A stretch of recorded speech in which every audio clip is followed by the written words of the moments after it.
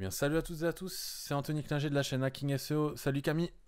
Salut Anthony, salut à tous. Alors déjà, on commence cette vidéo par vous souhaiter une très bonne année, que ce soit sur l'aspect personnel et professionnel, vu que c'est la toute première vidéo qu'on sort sur cette chaîne en 2022. Et on s'est dit, pourquoi ne pas sortir la vidéo finalement la plus importante lorsqu'on on souhaite créer son site, c'est créer son site en 2022. À quoi faut-il penser, par quoi commencer?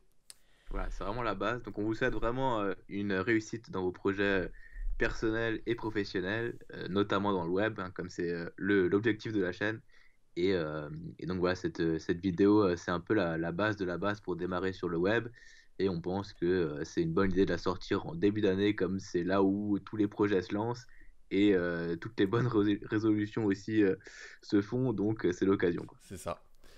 Alors, je vais te laisser commencer Camille parce qu'on a résumé en fait cette vidéo en plusieurs points. Vous allez voir qu'ils sont toutes des étapes très importantes de la création d'un site. Et donc je vais laisser Camille commencer par cette première partie. Ouais, ça marche. Alors du coup, la première question qu'on va se poser, c'est qui êtes-vous et en quoi votre présence sur le web est-elle importante? Donc déjà, il faut se poser la question de est-ce que ma présence sur le web est-elle importante ou pas? Est-ce que ça vous sert à quelque chose d'avoir un site web ou pas? Et si c'est le cas, ce qui est probablement le cas si vous regardez cette vidéo et si vous avez une entreprise, aujourd'hui, une entreprise sans site internet, bah, elle est relativement pas, peu visible, donc ça empêche d'avoir une certaine visibilité et donc certains clients potentiels. Et donc, on va se poser la question de quel type de site web finalement aurez-vous besoin une fois que vous avez pris le pas de vous lancer sur le web. Alors, il existe plusieurs types de sites web. Il y a les sites web portfolio, les sites web vitrines, les sites web e-commerce ou les blogs. Et bah, là, tout dépend en fait de votre niche. Si vous vendez des produits, bah, vous aurez certainement besoin d'un site e-commerce, même si c'est pas forcément le cas, mais théoriquement si. Et si vous êtes plutôt un freelance dans le web ou dans n'importe quel domaine, graphiste ou que sais-je encore, bah là, potentiellement, ce sera plus un site vitrine dont vous aurez besoin qu'un site e-commerce, quoi. C'est ça. Mais Donc, on peut aussi ensuite vendre des prestations directement sur le site. Donc, il faut se poser la question de à quoi va vous servir votre site web et également si vous visez du coup un marché bah, national ou alors plutôt un marché local, si vous voulez toucher des clients qui sont uniquement dans votre région, près de votre village ou de votre ville, ou si vous voulez vraiment toucher n'importe qui en France, bah ça aussi, ça va changer les besoins de votre site web. Et donc, il faut y réfléchir avant de se lancer sur le web, même pour le choix du nom de domaine ou pour le choix de l'hébergement, ça peut être utile de savoir d'avoir toutes ces informations-là en main, quoi. exactement. Donc là, on va passer du coup sur le deuxième point, qui est que dois-je préparer comme contenu pour mon site. Alors ça va rejoindre un peu tout ce qu'a dit Camille précédemment. Déjà, il va falloir évaluer quel type de site vous allez faire. Si vous allez faire un blog, il va falloir plus chercher à créer du contenu qui existe, alors non existant sur le web ou alors avec des sujets qui peuvent se rapprocher d'autres sujets que vous avez déjà trouvés sur Internet. Mais vous allez créer beaucoup de contenu texte avec des médias que vous pourrez trouver sur des images, sur des banques libres de droit telles que Shutterstock, Pixabay, Pixels et j'en passe. Alors si vous voulez, à contrario, créer un site vitrine, c'est-à-dire où là où vous allez parler beaucoup de votre entreprise, qui vous êtes, qu'est-ce que vous proposez, et même peut-être faire un peu de la vente sur votre site vitrine, là il va falloir vraiment créer du contenu personnalisé afin que la personne, quand elle est sur votre site, elle se sente valorisée. C'est-à-dire qu'il ne faut pas qu'elle soit sur un site tel qu'Amazon où elle va voir 1000 produits différents avec 1000 descriptions différentes. Là, c'est vraiment vous devez vous démarquer, donc vous devez proposer quelque chose qui n'existe pas encore et avoir des bonnes descriptions de produits si vous vendez des produits ou avoir des bons textes si vous voulez présenter votre entreprise. C'est ça, il va falloir bien travailler le texte et bien travailler les visuels, hein. C'est ça. Donc avoir des belles images pour vendre ou même pour être contacté par des potentiels clients si vous êtes freelance. Ouais. Et là, c'est vraiment essentiel. Et donc, avant la création de votre site web, il faut réfléchir à tout ça et potentiellement avoir une idée, une première maquette en tête de comment vous allez placer certains éléments, quel texte vous allez positionner où. Et après, il y a deux façons de faire, hein. D'abord, réfléchir à ça, créer le site web, ou alors créer le site web et le faire en même temps de créer le site web. Mais c'est toujours bien d'avoir sa petite maquette en tête avant de se lancer. C'est ça. Et ouais, je sais pas si t'as encore quelque chose à rajouter sur cette partie, Anthony. Bah non, parce qu'en fait, comme dit, ça dépend de ce que vous recherchez. Donc là, encore une fois, il faut être prêt à rédiger ou prêt à un peu investir sur des belles photos. Sachant qu'aujourd'hui, vous pouvez également trouver des belles photos libres de droit gratuites sur Internet, comme j'ai dit sur Pixabay par exemple ou sur Pexels.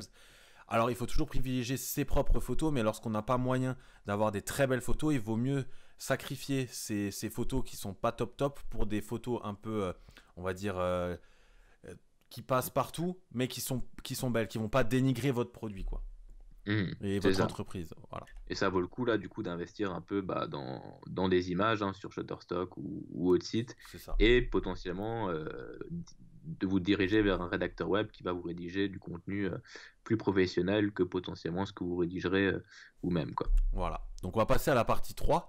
Qu'est-ce qu'un CMS et lequel choisir? Alors là, je vais laisser Camille vous en parler. On a déjà fait plein de vidéos sur les CMS, notamment sur WordPress en majeure partie. Et c'est pourquoi je vais laisser Camille un peu aborder ce sujet. C'est ça. Bah, du coup, après, c'est de poser la question de quel site vous avez besoin, enfin de quelle fonctionnalité sur le site vous avez besoin, si c'est un site vitrine, un site e-commerce, etc. On va pouvoir choisir un CMS en fonction de vos besoins. Donc, grosso modo, il en existe un CMS déjà, qu'est-ce que c'est? C'est un outil qui vous permet de créer un site web facilement sans passer par le code. Alors, vous pouvez très bien créer votre site en passant par du HTML, CSS, JavaScript, PHP. Si vous êtes bon en code, vous pouvez le développer vous-même. Mais sinon, ce qui est probablement le cas si vous regardez cette vidéo, l'utilisation d'un CMS, ça vous permet de gagner vraiment beaucoup de temps. Et du coup, il en existe vraiment beaucoup, dont WordPress, PrestaShop et Joomla. C'est les trois dont on va parler aujourd'hui, qui sont trois leaders hein, de gestionnaires de contenu. WordPress étant le plus connu. Aujourd'hui, il y a un tiers des sites web qui sont créés sous WordPress. Donc, quand vous naviguez sur un site web, peu importe lequel, il y a une chance sur trois que le site a été créé sur WordPress, ce qui est assez énorme. Ouais. Et par rapport à la création de sites de A à Z, je ne sais plus quelle est la part de marché des CMS, mais c'est une part vraiment très importante et ça fait que d'évoluer. Et aujourd'hui, la plupart des agences web utilisent des CMS pour créer leur site web parce que c'est un gain de temps énorme. C'est plus facile à gérer pour l'utilisateur après derrière. Et, euh, et donc voilà, quoi, tout simplement. Voilà, donc lequel choisir en fait, ça va dépendre de si vous avez déjà des connaissances avec un CMS en particulier. Et si c'est pas le cas, en fait, de vous renseigner un peu sur YouTube ou sur notre chaîne YouTube également, on a plusieurs vidéos là-dessus, pour regarder à quoi ressemblent un peu les back-office, par exemple, que ce soit celui de WordPress, celui de PrestaShop, celui de Joomla. En général, les gens préfèrent celui de WordPress parce qu'il est beaucoup plus intuitif, beaucoup moins lourd que les autres, et surtout, il vous Mhm. permet de tout faire. C'est-à-dire, vous avez tellement d'extensions possibles sur WordPress qu'en fait, vous pouvez avoir zéro connaissance en code et vraiment vous en sortir avec un site avec énormément de fonctionnalités. Oui, clairement. Du coup, il y a tellement une énorme communauté que vous pouvez trouver n'importe quoi comme plugin, comme thème sur WordPress. C'est aussi le cas pour les deux autres, mais encore plus via WordPress. Et il n'y a pas un CMS meilleur que l'autre, hein. Grosso modo, ils se valent tous. C'est juste C'est à en la fonction de vos préférence, ouais. affinités. Mais voilà, nous, on conseillerait plutôt WordPress, sachant qu'on l'utilise majoritairement. Et si vous partez de zéro, on vous conseille vraiment WordPress par rapport à PrestaShop qui va être plus compliqué à mettre en place. Et Joomla qui se fait un petit peu vieux aujourd'hui Ouais, et qui a du mal un peu à suivre les dernières tendances. Donc vraiment, WordPress, c'est une valeur sûre. c'est ça. Et c'est gratuit. Surtout, c'est gratuit, ouais. Mm. Alors, quatrième point, comment choisir son nom de domaine et son hébergement. On arrive à un point où vous savez qui vous êtes, ce que vous voulez faire sur Internet et pourquoi vous voulez créer votre site web. Et donc là, il va falloir choisir déjà un nom de domaine. Alors, un nom de domaine, qu'est-ce que c'est? Un nom de domaine, c'est en fait votre nom, le nom de votre site sur Internet. C'est Alors, ça. ici, vous pouvez voir un peu le schéma d'un nom de domaine, c'est-à-dire que vous avez le préfixe qui est 3W. Qui ne fait pas partie intégrale de votre nom de domaine. Par contre, mon site internet.fr, ça c'est votre nom de domaine. Et l'extension .fr, en fait, ça peut être un .com, .net, .org. Ça va dépendre de ce que vous allez choisir. Suivant où vous voulez être visible, ou si c'est un site qui touche plus les organisations, ou si c'est un site qui va être plus vraiment axé France, par exemple.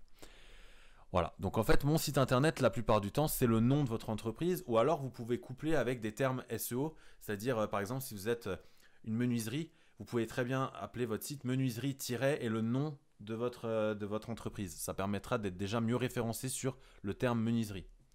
Ça, c'est des petits tips SEO, mais bon, ça, vous avez également plein de vidéos sur notre chaîne dont vous pouvez vous inspirer si vous avez des questions là-dessus. Donc, une fois que vous avez votre nom de domaine et que vous avez vérifié qu'il est bien disponible, donc ça, vous avez, bon, je vais vous montrer juste après, des hébergeurs qui vous permettent de le vérifier, et il vous reste à choisir un plan d'abonnement, enfin un plan d'hébergement, pardon. comme sur Hostinger, qu'on a déjà pu faire plusieurs vidéos. Vous le savez, c'est notre partenaire numéro 1 en hébergement, car c'est aujourd'hui l'hébergeur le numéro 1 également en France.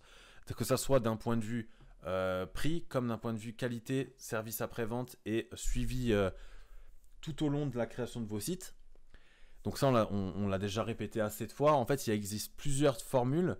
Des formules qui sont, on va dire, basiques. Donc l'hébergement à l'unité qui va vous permettre de créer un tout petit site pour tester, on va dire. L'hébergement premium qui est, selon nous, le plus optimisé si vous voulez faire n'importe quel type de site. Et enfin, l'hébergement business où là, c'est vraiment, vous avez une grosse entreprise où vous avez beaucoup de vidéos, par exemple, à mettre en avant sur le site. Alors, vous cherchez beaucoup de performance et beaucoup de stockage.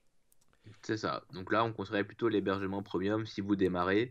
Il vous permet de faire jusqu'à 100 sites. Donc si jamais vous avez plusieurs projets ou vous voulez faire plusieurs tests, en fait, hein, tout simplement, vous pouvez mettre plusieurs sites sur le même hébergement et ça vous coûte pas plus cher, quoi, à part le nom de domaine à acheter, évidemment. Mais du coup, ça peut valoir le coup par rapport à prendre 2 hébergements à l'unité où vous aurez moins d'espace de stockage, hein, et du coup, un hébergement moins performant. Et en plus, du coup, vous avez aussi le nom de domaine qui est gratuit avec l'hébergement premium la première année. Donc, ça vous coûte pas grand-chose. Et vous pouvez en plus utiliser notre code Hacking SEO pour réduire encore la facturation. Et ça vous fait un hébergement pour pas grand-chose avec la possibilité de créer jusqu'à 100 sites dessus. Et surtout avec un très bon rapport qualité-prix.